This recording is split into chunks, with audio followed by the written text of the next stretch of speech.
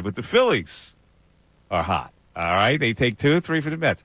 Now, this was a statement weekend, I think. I think it was. I'm looking at the Mets, and I'm looking at how they're slumping right now, and they threw Peterson out there last night, who's been good, and he was crap. And is it too premature for me to say that the Phillies are better than the Mets? I don't know.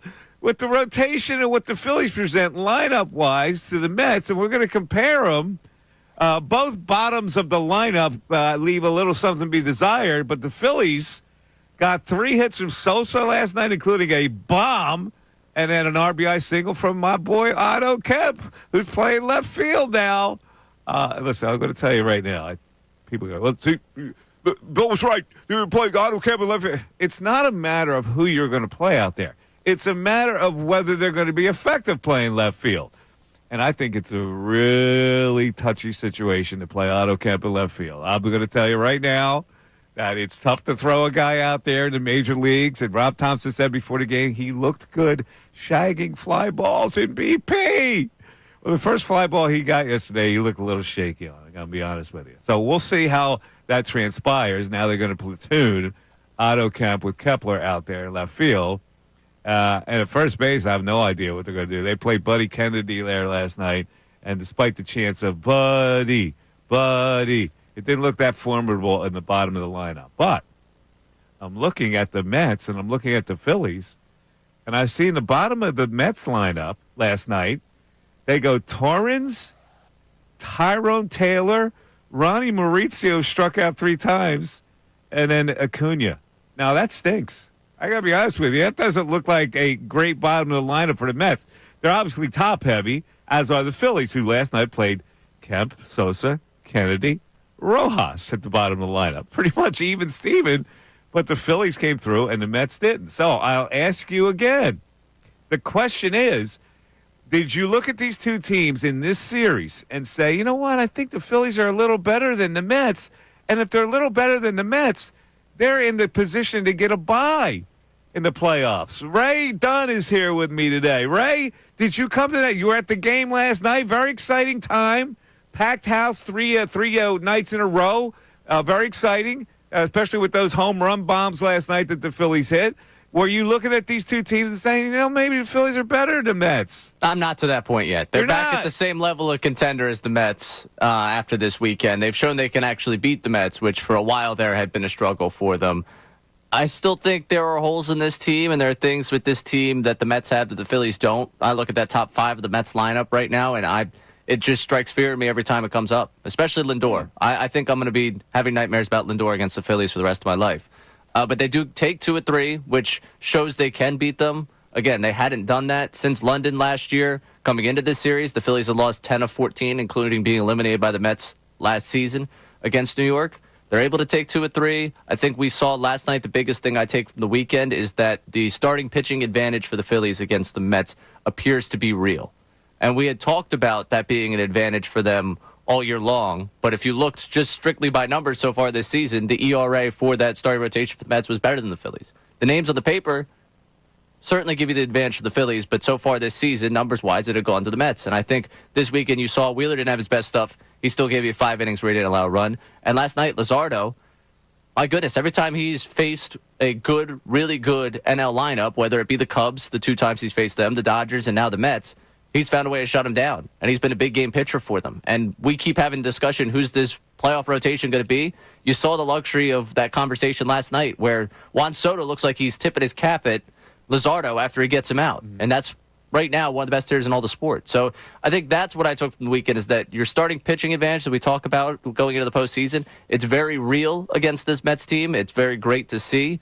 But I still think coming out this weekend, there's concern for me bullpen-wise, the way you match up against the Mets if you don't score early on. And you saw just the pop the Mets have on Saturday night. I think Luzardo is destined to be a bullpen piece come playoff time. I know you told me that last week, and I read something about it today. That maybe Luzardo will be the guy.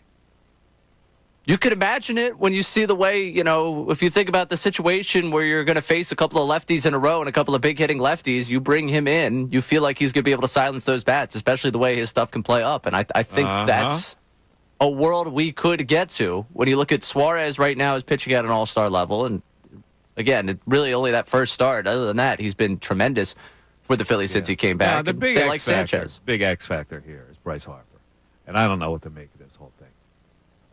They don't have a timetable. He was interviewed last night in the dugout. He said at least 10 days. He's doing things real slowly. He's got this pain that reoccurs.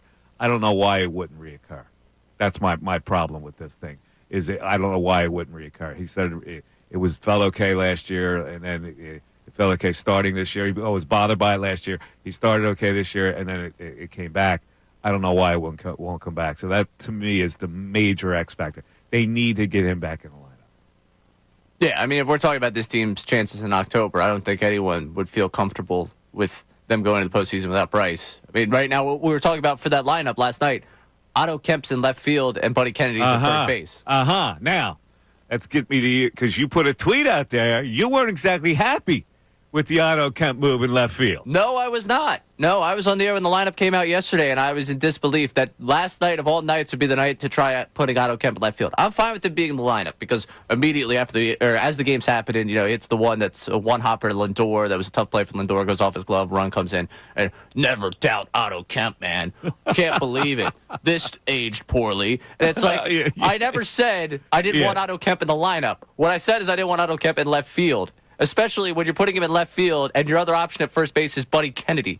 I'm perfectly fine taking the chance of Marsh or Kepler against the lefty than trying to figure out if Buddy Kennedy can hit Mets pitching. You're down on Buddy, the kid from Millville, New Jersey. The great story. Oh, great story. Great story. Very, very great story when he came up here the first time. I know what the story is now. I'm glad he got his buddy chance. They were enveloping me as I'm sitting there at the game. I'm like, yeah, this is good. Good for him. I hope he doesn't get more than 2 at-bats tonight. You know me. I don't like playing AAA, 4A guys in a big league lineup and putting them in important roles. So I agree with you on both counts. If you want to play Otto Kemp at first base, okay, I like it. It's going to hurt you somewhere along the line. Playing him in left field is going to hurt you. You just don't play Major League outfield when you have no experience playing Major League outfield. You saw what happened to Sosa. Why wouldn't the same thing happen to Kemp? I don't understand what people are looking at here, including our buddy Bill. Yeah, and he keeps running this, and he's dying to hear Bill. This you today. were right all along. He thinks it's a victory when they just put a guy out there. That's not what I'm saying. Anybody could put a guy out there. It's whether it's beneficial to the team that you put a guy out there. Right, and I got on top of this aged poorly when he had a hit, when I wasn't advocating for being out of the lineup, people were like, well, it didn't come back to hurt them. No, last night it didn't. I could very much see a world that a team that slugged on Saturday night hit a ball to the outfield and Kemp wasn't able to run it down. Like, that's not unfeasible here with what he is. He's not exactly the most fleet of foot. He has not played a ton of left field, and last night was a big game. As big of a game as you get in June, that was that last night. You need to take 2 or 3 from that team to, 1, be ahead in the division, and also just a little bit for the psyche.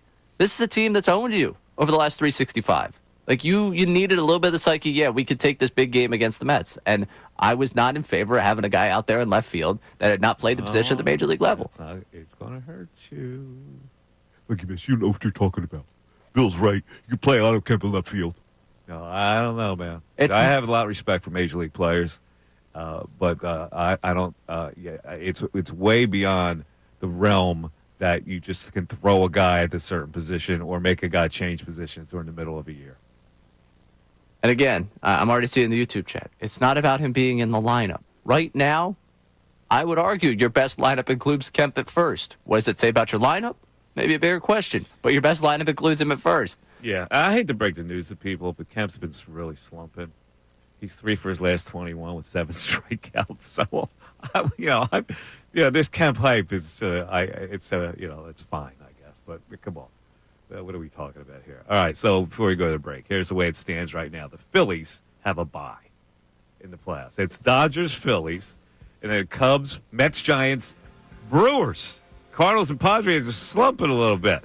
So in the first round of playoffs, it's Cubs, Brewers, Mets, Giants, with the Phillies sitting there and wait. And they would play the winner of the Cubs, Brewers in their first round of playoffs. I think they're better than the Mets. I think that's what I saw this weekend. Do you agree or not? 610-632-0975 is how you get into the show. The Mike Missanelli Show's on 97.5 The Fanatic. Thanks for watching the video, guys. Appreciate you guys checking out things with the Mike Missanelli Show. If you want more from us, check out the playlist right here to get this one. Check out all the playlists. There's a lot to watch.